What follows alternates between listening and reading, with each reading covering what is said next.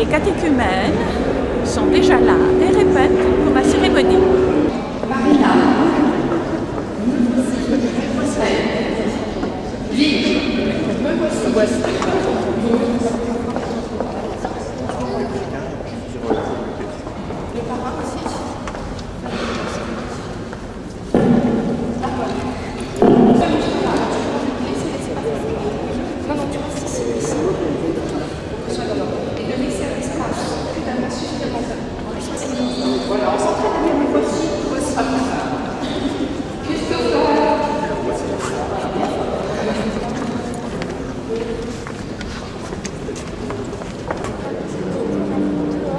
Mon père?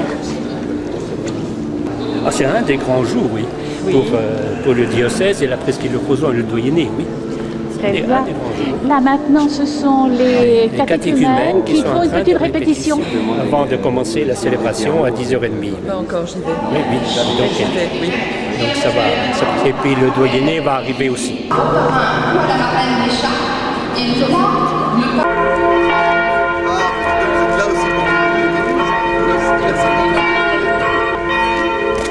Mon père, vous venez de Brest? Voilà, oui, Claude Caille, curé de Brest-Centre. C'est le moment important aujourd'hui du premier dimanche aussi de Carême et traditionnellement c'est toujours le temps où dans un diocèse l'évêque rassemble ceux qui parmi les adultes seront baptisés à Pâques. On appelle ça l'appel décisif. Oui. Et nous en avons 2 adultes de Brest. Donc, Qui ont quel âge? Oh, moins de 30 ans tous les 2. Très bien. Et en même temps avec un parcours extraordinaire. Il y en a un qui vient de Russie, qui parle encore pas très bien français. Et le Seigneur voilà, appelle partout. Qui vient de Russie? De Amon, il s'appelle. Oui, il va lui parler peut-être? Bien sûr. En Il y a russe? son accompagnateur qui est là aussi et qui est formidable. Voilà. Bien, merci.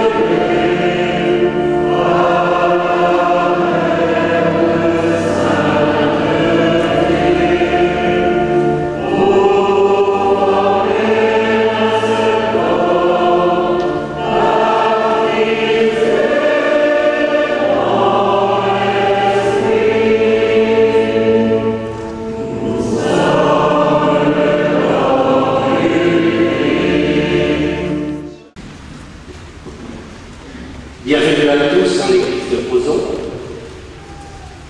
Nous avons été heureux, mon Seigneur, de vivre ces quelques temps avec vous. Nos temps de partage, d'échange, de prière ont été pour notre foyer des moments importants pour l'Église en Presqu'île. Il fait bon vivre en Presqu'île, y venir ou y revenir.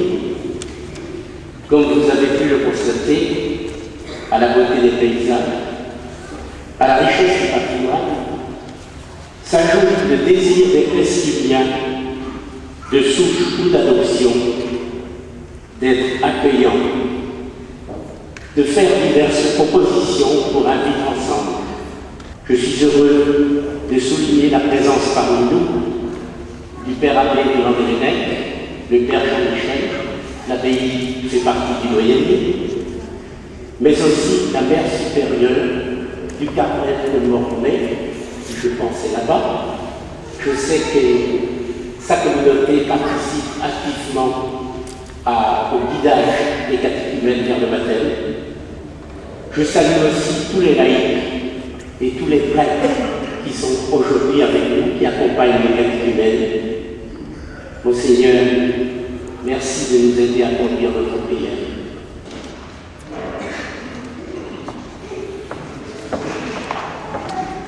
Au nom du Père et du Fils et du Saint-Esprit, la paix soit avec vous.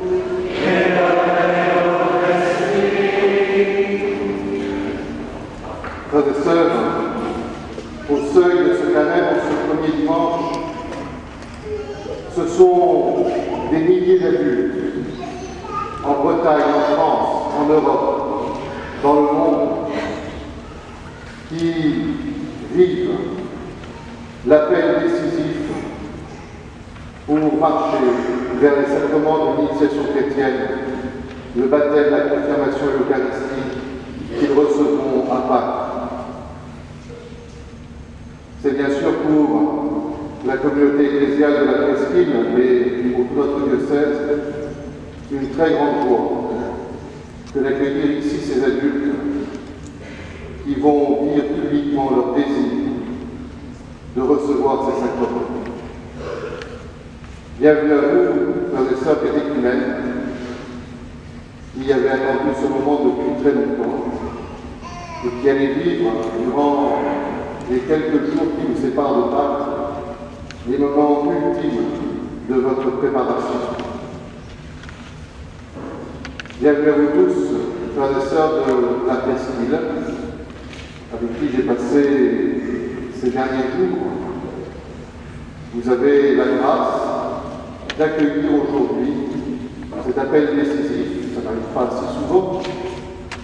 Et j'espère que cela vous aidera, non seulement à retrouver votre propre foi, mais peut-être à accueillir par vous des adultes qui à leur tour demandent le baptême, la confirmation ou la première Eucharistie.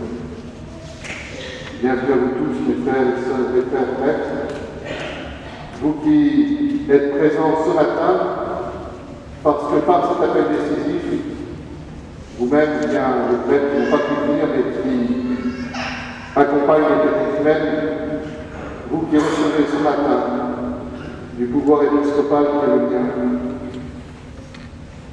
le pouvoir de pouvoir confirmer ces adultes au soir de Pâques, et qui recevez une délégation de ma part pour vous baptiser.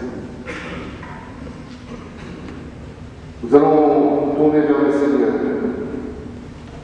Le temps du carême, c'est un temps qui s'ouvre devant nous de grâce, pour s'arrêter sur notre vie, pour la replacer dans la lumière de notre foi et sous le regard de Dieu.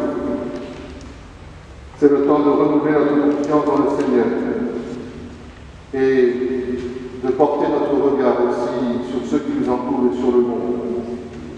Et nous prierons tout spécialement, bien entendu, aujourd'hui pour nos frères et sœurs du Japon, qui sont actuellement dans l'angoisse et dans la peur. Pendant ces 40 jours qui s'ouvrent devant nous, laissons retentir l'appel du Seigneur. Convertissez et croyez à la bonne nouvelle. Et pour cela, reconnaissons que nous sommes pécheurs.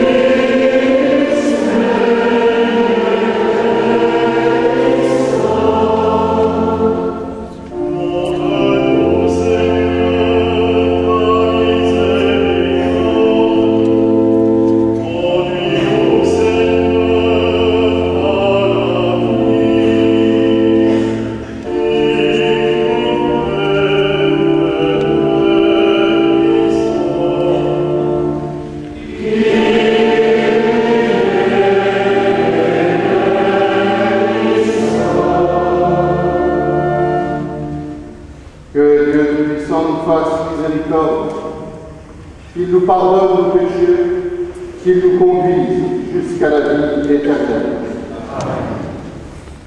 Prions le Seigneur.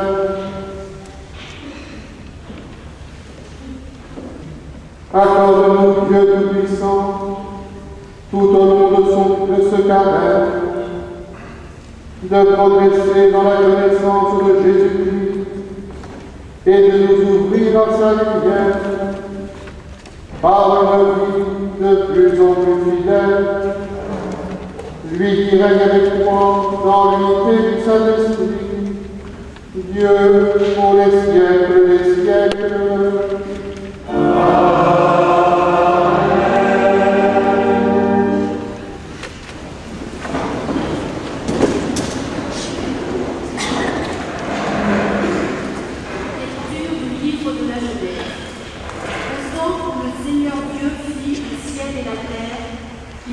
L'homme avec la poussière tirée du sol. Il insuffla dans ses narines le souffle de vie et l'homme devint un être vivant.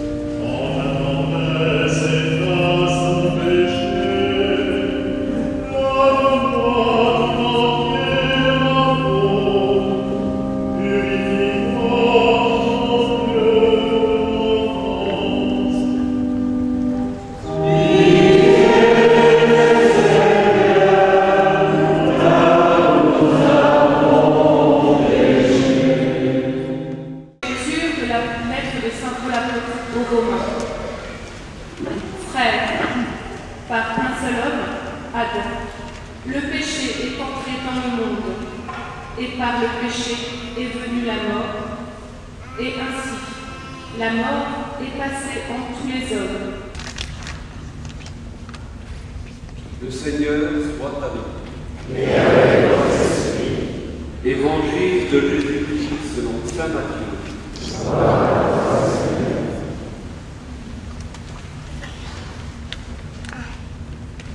Jésus, après son baptême, fut conduit au désert par l'Esprit pour être tenté par le démon.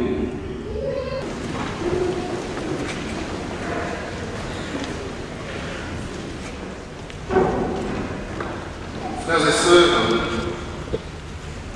en ce premier dimanche de carême, nous venons d'entendre comment Jésus, aussitôt après son baptême dans le Jourdain par Jean-Baptiste, et conduit au désert par l'Esprit Saint pour y être tenté.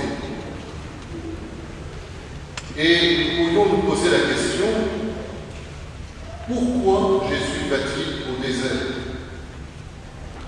Celle de la chute d'Adam et Ève au paradis terrestre, le péché originel, et la démonstration que fait saint Paul aux Romains pour leur montrer comment Jésus a racheté ce premier péché de l'homme par son obéissance au Père